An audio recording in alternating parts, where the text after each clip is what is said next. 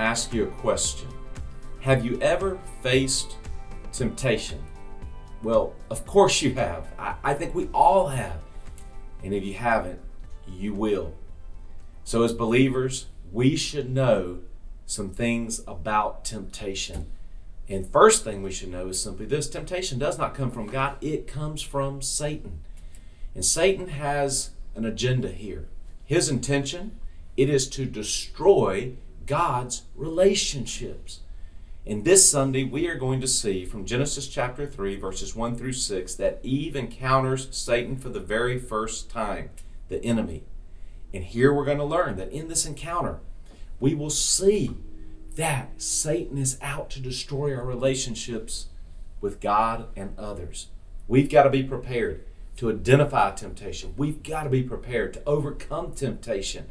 This is a need for all believers because all believers are going to face and are facing temptation. Now, hear me clearly. Temptation is not a sin. It is the yielding to temptation that is sin. In fact, it says in 1 Corinthians 10:13, this simple truth: no temptation has seized you except what is common to man. That just means we all face temptation. This temptation, it is an invitation to sin. And when we accept that invitation to sin, it separates, it destroys our relationship with God.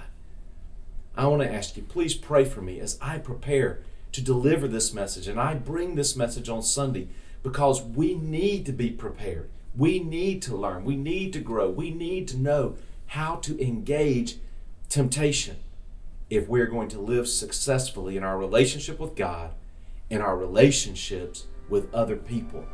We've got to understand this.